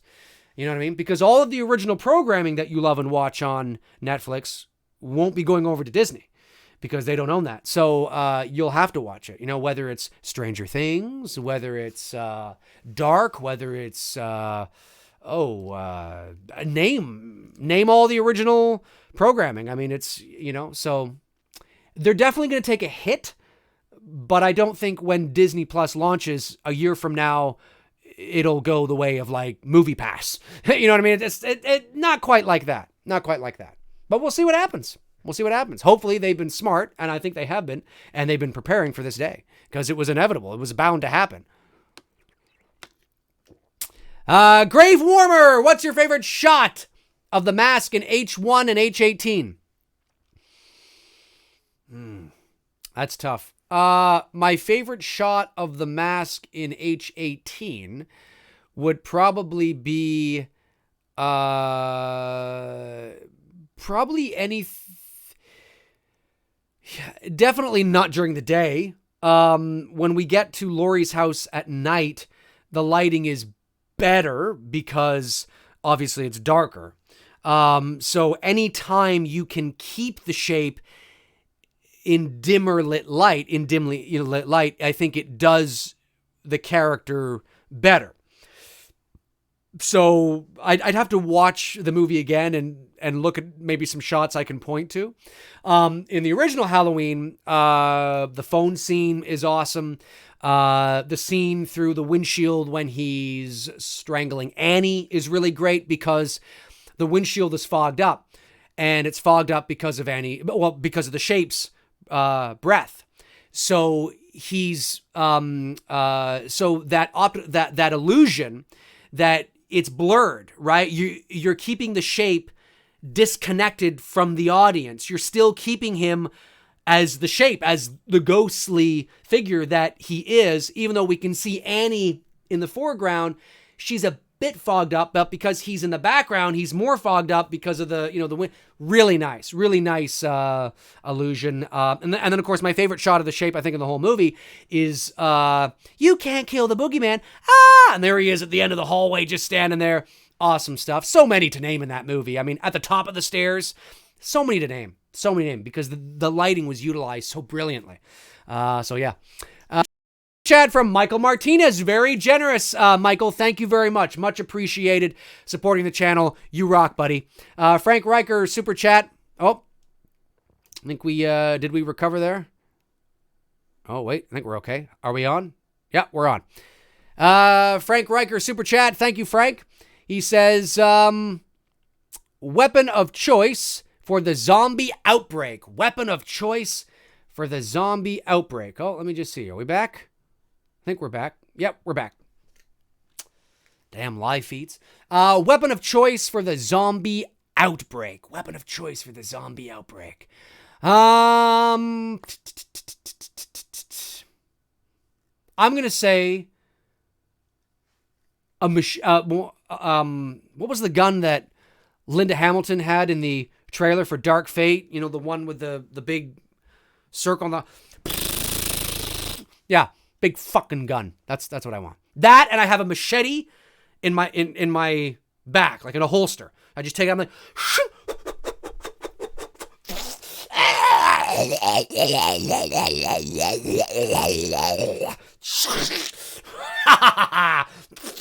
Yep, that's what it'd be. Michael Martinez says, a little drunk now, but I would love to see you direct Salem's Lot. Why not? Let's do it. I'll direct Salem's Lot. Let's do it up. Chris Sullivan says, any update on the Halloween 18 sequel video? Oh, we had that question earlier. No, it is coming. My apologies again to everybody who's been eagerly waiting for it. It's just career, time, other things going on has had to take over that. But I've written a lot down. So it's not like I have to start working on it. It's already in the process of being worked on. And one day, very soon, hopefully, it will be up on the channel and you'll be able to watch it. I think you guys will like it. Hopefully, anyway. MM says, hey Dave, you going to see Brightburn? Yes, I'm planning on going to see it this coming week. Mash Tier 10 says, if you had to pick a new actor to play Myers in the next movie, who would it be and why? If I had to pick one, that would suck. What happened to James Jude Courtney? Did he bail out? Was he like, nah, I don't want to play it. I'm out. I want too much moolah. Money, money, money, money, money, money. Who would I pick? Me. Get me in there. I'll play him. Anthony Stanfield says, any new tattoos? Yes, I have on this arm here, I just got M31. If you guys can see that. It's peeling a little bit there, but M31 is on that side. And M31 is the code for the galaxy Andromeda. And of course, it also stands for McCrae 31, Halloween. And 31 is a very sort of symbolic number. Dates back to, it's really symbolic. Look it up. So yeah, cool. So there's that one. I just got about a week and a half or so ago. It's peeling, so it's really itchy. And then on June the 19th, I go back in for some touch-ups. Because you know how when you get tattoos, obviously, it peels, and then you look at it and you're like, oh yeah, got a fill in there, get a little bit of a fill in there. I go back on the 19th of June to get that to get it touched up. Jay Silva says, shout out to all the 31-year-olds. Hey, shout out to all the 31-year-olds. I remember being 31 in 2010. It was a good time. It was the beginning of the decade. Hard to believe another decade is rolling on out. Unbelievable. Stuart Johnson says, are you a fan of Eddie Murphy? Yes, I love Eddie Murphy. I'm so sad that his career took a nosedive essentially at the end of the 90s. I mean, he was big all through the 80s, of course, and he took a big hit with Beverly Hills Cop 3. Which was really unfortunate because I'm a huge fan of the first two movies, especially the first one. And Beverly Hills Cop was directed by John Landis, I believe. So it was shocking how bad it was because he's a very competent director and has directed some pretty decent films. But when Beverly Hills Cop 3 came out in 1994, I believe, that was pretty rough. But then he made a bit of a comeback with, of course, Dr. Dolittle and Shrek. But that's a voice, that of course is some voice work, and him actually being in front of the camera, would be a bit different. And he's never really been able to fully recover. He's done some dreadful movies. He had that great, supporting role in Dreamgirls, which he was nominated for an Oscar for. But apparently, and I don't know what truth there is to this or whether or not it's a bit of hyperbole, but apparently when he did not win, he was so angry that he left the theater. And it's kind of like, dude, I mean, I've been nominated 3 times for a Voice Arts Award and haven't won at all. And when my name is not announced, I certainly don't get up and leave the theater. I mean, that's just like, I don't want to do that. That doesn't look good.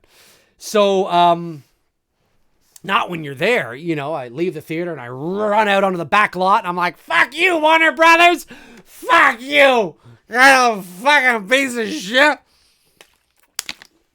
You son of a bitch. No, you be professional, right? You be professional. You enjoy your time there. You enjoy the moment, and that's what he should have done, with the Oscars. But yeah, I miss Eddie Murphy a lot. Big fan. And I wish his career didn't, I don't know. I was really looking forward to a potential Beverly Hills Cop 4 with him. But that never got off the ground. And then, of course, there was talk of the television show, which never got off the ground. Excuse me. I don't know, guys. It's disappointing. Love him. Think he's great. Let's see here. Just looking. Oh, that's right. Chris Hurley says 48 hours. Yeah, that's right. 40, but that's in the 80s, right? You know, you got Beverly Hills Cop 2, 48 hours, another 48 hours. Trading Places. Fuck, classic movie with Dan Aykroyd and Eddie Murphy. And I think Jim Belushi even makes a cameo appearance at the end. I love that movie. Any fans of Trading Places? I love that movie. Absolutely love it. Gav H says, happy birthday, Dave. Any idea why Nick Castle did not play Michael Myers in the original Halloween 2? As far as I can remember, 2 reasons. 1, he was never asked. And 2, because I believe he was doing something else at that time. I think he was working on something else. You see, at that time, Halloween was a big movie. It was the most successful independent movie ever made at that time when they were going into production on Halloween 2. It's one of the reasons why they did. But nobody really saw the portrayal of Michael Myers and what Nick Castle did at that time as something special. You know, I mean, even John Carpenter is famously said to Nick, just walk. You know, he even said, I had Nick Castle walk like a man and not a monster to make him scary.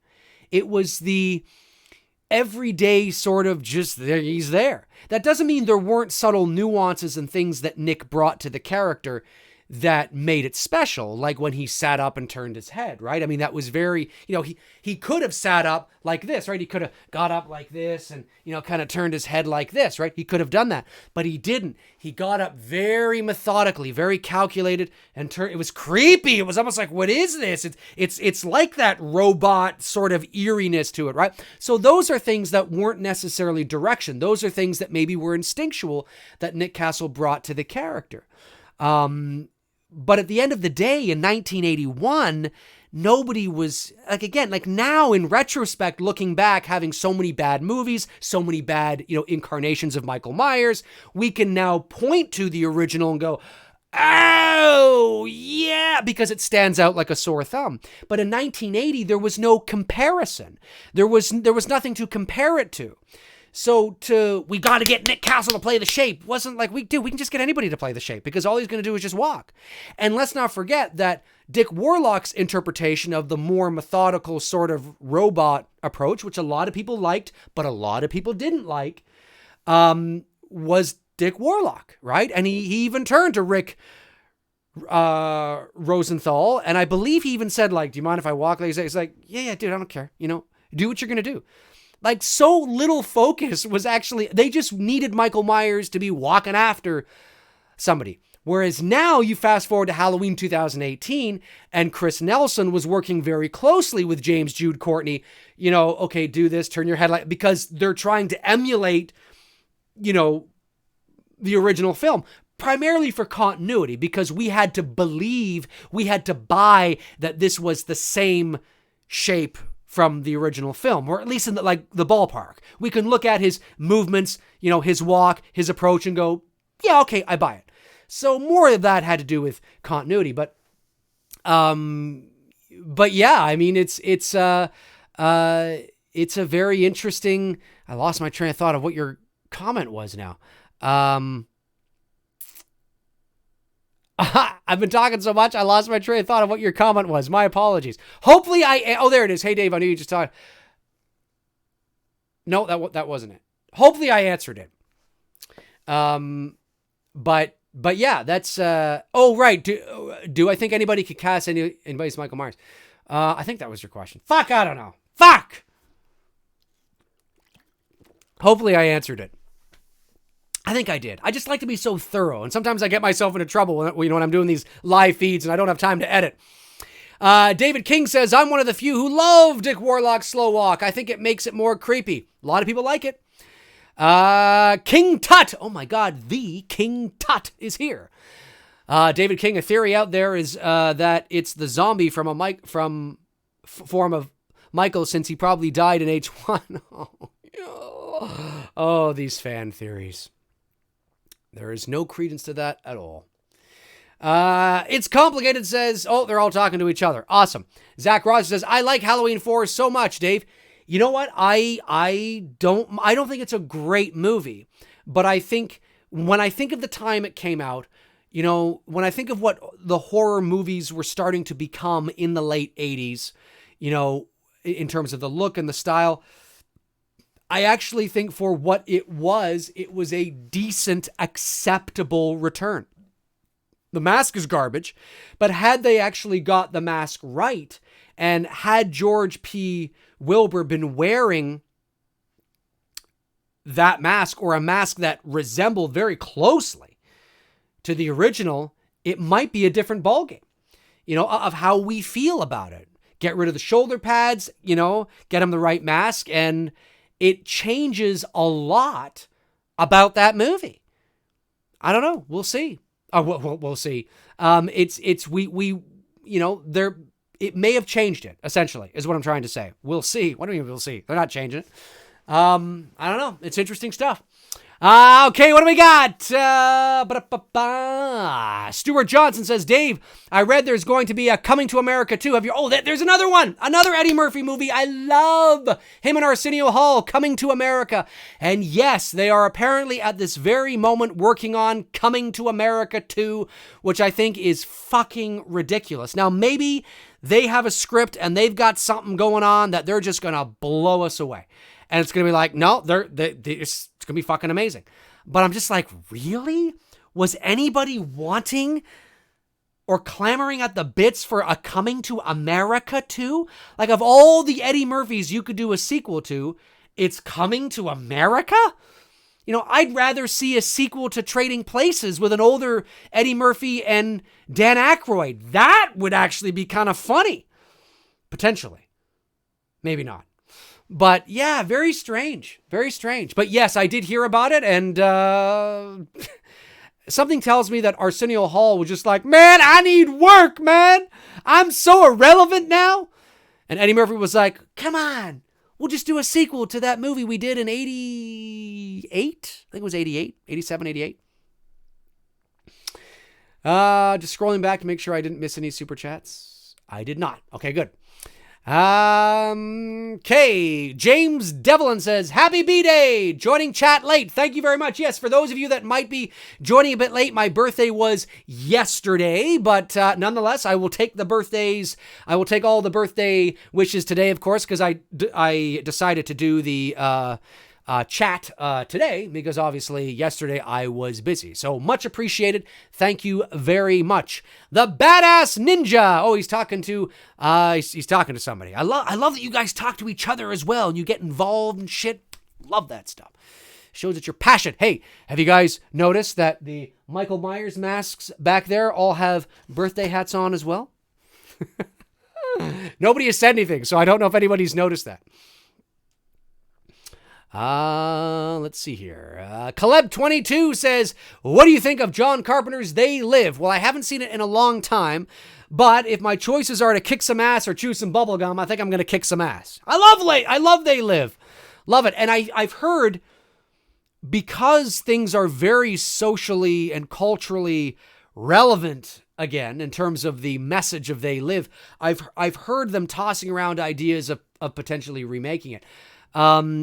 I don't know if they will, but I like it. I haven't seen it in a long time, but it's a movie that I really like. Really like it. Davey Dredd says, Dave, what are your thoughts on the upcoming Tarantino movie, Once Upon a Time in Hollywood? The first trailer, meh. The trailer they released just a few days ago, or whatever it was, okay.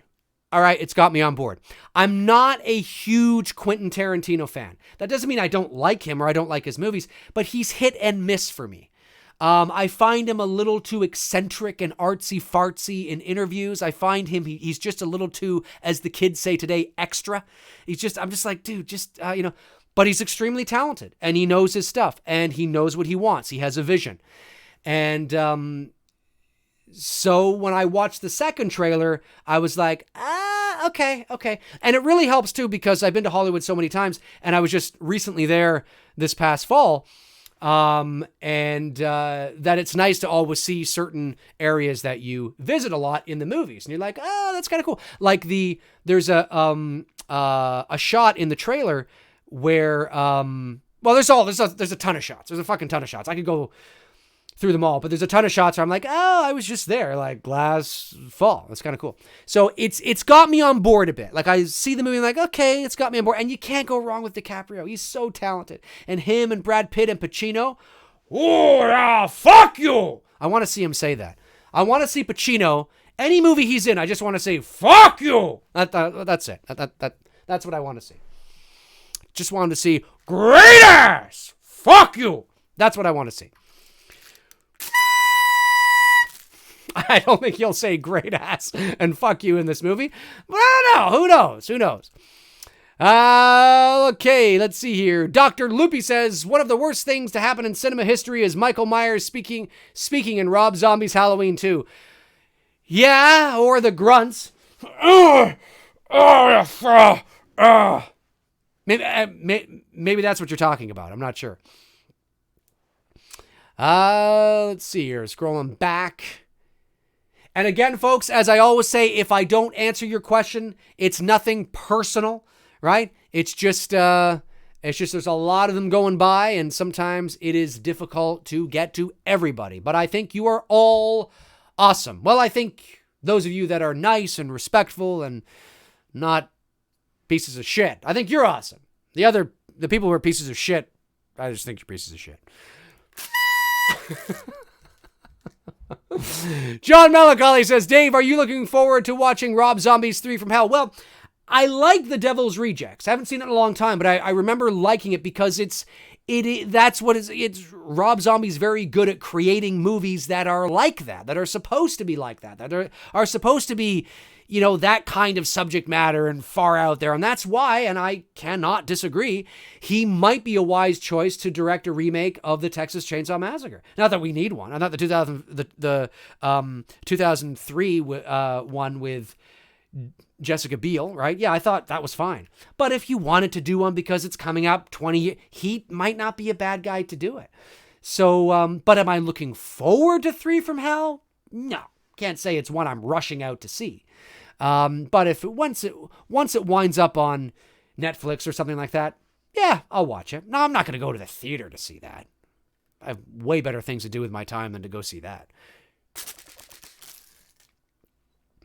Let me see here.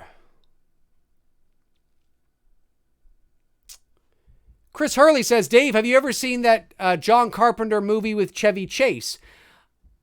I want to, but can't find anywhere. Are you talking about the Memoirs of an Invisible Man? Is that the one? I have seen that movie, and I didn't think it was as bad as people said it was.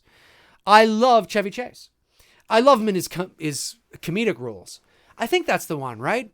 Memoirs of an Invisible Man? Is that the John Carpenter one with Chevy Chase? The chat room will let me know. I think that's it. I have seen it, but I haven't seen it in a long time. Maybe you can order it on, maybe you can get it on DVD off Amazon or something like that. I don't know. You could always try.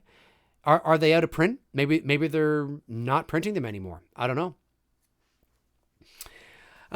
Tiffany Moses. Oh, am I saying this right? Moses Sanity? Moses Sanity? Shawnity?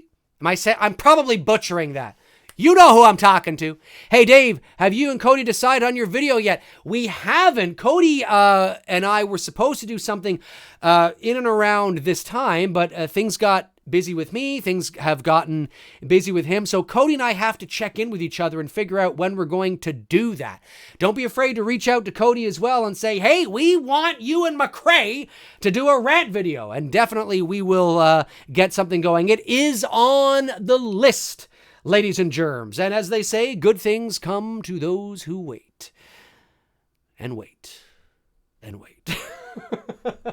It's coming.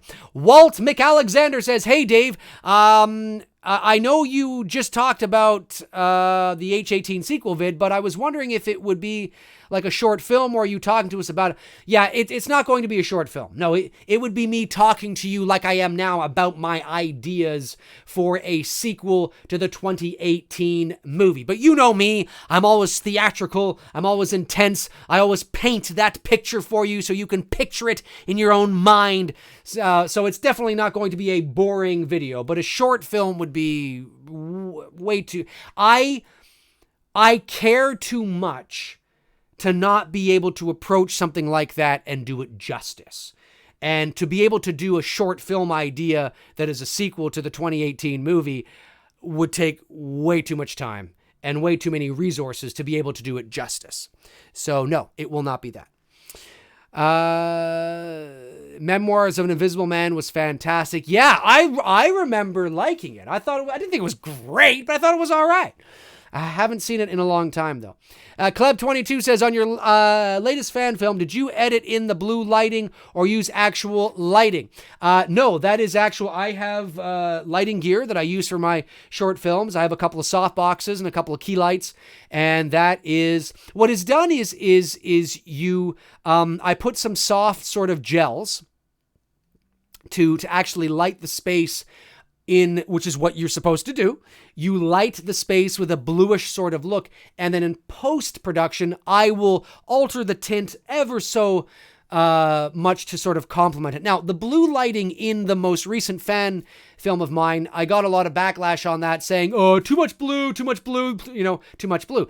And what people fail to realize is it wasn't supposed to be moonlight, right? Because if you paid attention to the short film, the opening establishing shot is of a house during the day, during a snowstorm. The blue light, because all the lights are off, the blue light is that mood light, that night light that is in the room. Or like, when you go into a dark room during the day, somebody has a night light on. It's accenting the light. It was very blue, but it wasn't supposed to be moonlight, right? It was supposed to be this accented sort of dark mood light or a night light that's coming from a corner of the room lighting the space. I could have chosen red, I could have chosen white, I just chose blue because it's a cool color to play around with. If I was shooting at nighttime and if I wanted to light the space to mimic moonlight, the light would not nearly have been as blue. Not nearly. It would have been more of a whitish off-color blue per se. So hopefully that answered your question. John Melancholy says, I know the original Child's Play is near and dear to you, but do you like 2 or 3? How would you rank the series? Oh, it's hard to say how I'd rank the series. I don't mind part 2. 3, I'm not a crazy fan of. And I've only seen bits and bobs and pieces of the rest, but I know enough. I don't need to see those movies in their entirety to know that I'm not going to like them. Because it's about probability. It comes down to probability. I don't like where they took the Chucky character. I don't like what they've been... It looks too spoofy to me. It looks too wild and sensational, and they're bringing a bride in, and he's having a baby, and he's all weird shit. I just don't like it. So I don't need to watch it. It's not like I'm going to watch Bride or Seed of Chucky and go, oh, this was amazing. Not at all. Not at all. So it turned me off from the series. So I like the first 2. I really enjoyed the first 2. But the idea of continuing a series with a doll is bound to get sensational. It's bound to get ridiculous. It's bound to just get crazy, because the whole idea of a doll coming to life is crazy in and of itself. And the whole idea that so many people have trouble fighting this little doll is you got to suspend your disbelief, right? So I think that gimmick and that shtick can only go on for so long, which is why I think the first one and the second one is, especially the first one, so like genuinely creepy. It's fucking creepy. But ranking the series is hard for me to say. Because I haven't seen them all, and right now it would be 1, 2, and then the rest. Like probably 1, 2, 3, and then garbage For me, anyway. But if you love the series and you love the campiness and the hokiness and the sense, well, that's great. But I don't. But I'm glad that you find some value in them. Barbara Chavez says, I love gory slasher movies. Awesome, Barbara. And we love that you love gory slasher movies. Awesome. Club 22 follows up with, is the lighting equipment expensive? I was thinking of making a fan film. No, it all depends on how much you want to buy. People must understand that I get asked a lot and have gotten asked a lot. And many of you people who have made movies of a certain level of quality will know what I'm talking about. The number one question we get asked all the time when something looks good is, what kind of camera are you using? And although using expensive cameras can help, at the end of the day, if you don't know how to light your space, if you don't know how to utilize your space, if you don't know, if you don't understand camera angles and, how to frame shots and, not to shoot everything in close-ups and how to make things look interesting by how you shoot. There's a multitude of things you have to understand. At the end of the day, it doesn't matter what you shoot on. Look at what I did, okay? There's my phone there. Look at what I did with that fan film I did called Haddonfield Reaper. That was shot entirely on my Galaxy Samsung S9 Plus. Entirely. It looks great. The entire movie was shot on that with a cell phone gimbal, and then I imported the footage into my video editing software, and I added a bit of color correction, and away you go. But I know I'm going off on a tangent, but it's I cannot stress how important it is to understand lighting and camera technique and use them together. Now, to answer your question, is lighting expensive? Not really. You could probably buy a couple of soft boxes for, a few $100s, and you can, light your space. But then you have to figure out, there's so much you have. It's not just about having lights and turning them on, right? What's the color temperature? How bright are they? Do I buy gels? Do I put a light up?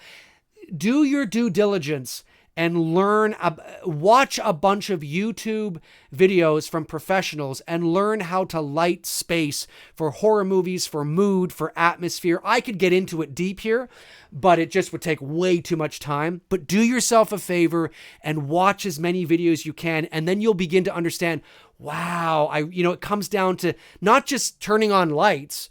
You have to be able to understand where to place those lights, behind the actor, in front of the actor, one light or two. Maybe I need a light over here. Maybe I need, is it daylight balance? Is it tungsten balance? There's so much you need to learn and understand. So do yourself a favor and do your due diligence. But a basic lighting setup probably shouldn't cost you any more than a few $100s. But it all depends on your budget. Okay, we'll go to 8 o'clock, folks. We're going to go to 8 o'clock because I still have to have some dinner. And then, of course, I want to catch the Raptors game at 8:30. Go, Raps!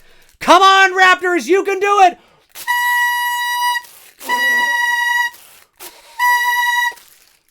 That must have been really fucking annoying. Anybody who's watching this stream after the fact will be like, holy fuck, Dave, stop blowing those things. Hey, my 40th birthday party with you guys. I can fucking do whatever I want. Gav H says, Dave, what do you think of the Terminator Dark Fate trailer? It was a disappointment for me. Watch my video on my channel, Gav. I just posted it not yesterday, the day before, on Thursday, the day that the trailer dropped. It's called Terminator Dark Fate First Impression Thoughts or whatever it is. It's on my channel. Check it out. That's where you'll find what I think of the trailer. Chris Hess says, hey, Dave, happy birthday. I'm turning 21 in 2 days. 21. Oh, live it up, Chris. Live it up, man. I wish I could go back to being 21 again. I turned 21 in the year 2000. A lot has changed in the world, folks. A lot has changed. King Tut says Kawhi is exposing Giannis. Yes, he is. Now, hey, The Milwaukee Bucks are a fantastic team. And it's not a one and done deal here. If the Milwaukee Bucks win tonight, they force Game 7 going back to Milwaukee. That's not good. We don't want that. As Raptors fans, we don't want that. We need to close out this series tonight. We need this tonight.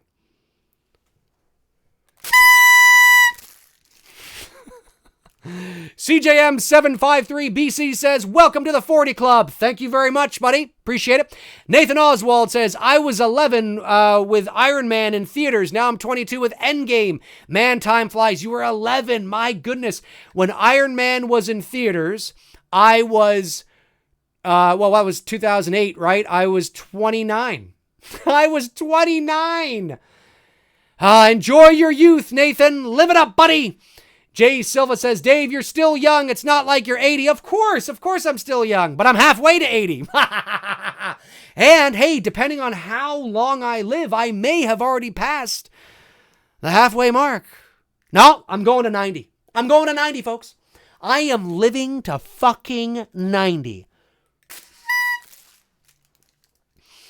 Barbara Chavez says 40 is the new 20. You're right. You're right. And 60 is the new 40. And 80 is the new... Well, 80 is the new 80. It's just 80. Michael Anderson says 40 is the new 39. Yes! Yes, Michael, it is. 40 is the new 39. I could not agree with you more. It's Complicated says Goodfellas is better than Godfather. Ooh, ho, ho, ho. Ooh, It's Complicated is trying to start a brawl in the chat room with 4 minutes left to go. I have not seen Godfather in a while. Goodfellas is a great movie, but I would have to watch Godfather again to brush up on that, to be able to make an informed opinion, which one I do not have right now because I need to instinct though. Instinct tells me, you're crazy! You're crazy! John Melancholy, Casino is better than Godfather. Oh yeah? Halloween Resurrection is better than Halloween 1978. I'm saying it! Trick or treat, motherfucker!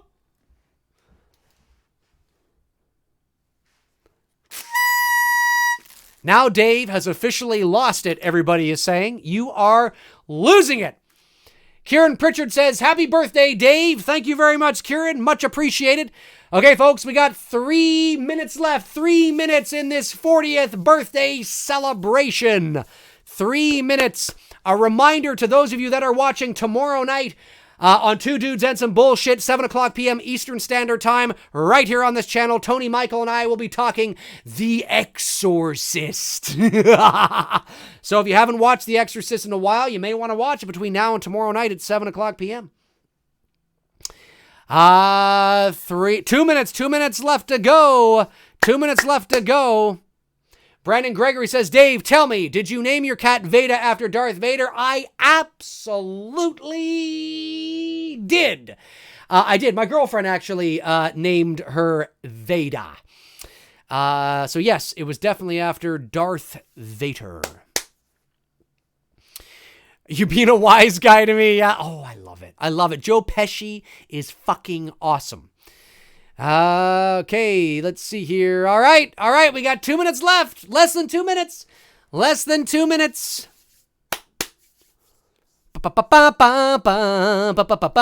Badass Ninja says, good night, everyone. Good night, Badass Ninja. He is not just a ninja, ladies and gentlemen. He is a bad-ass ninja. And don't you forget about it.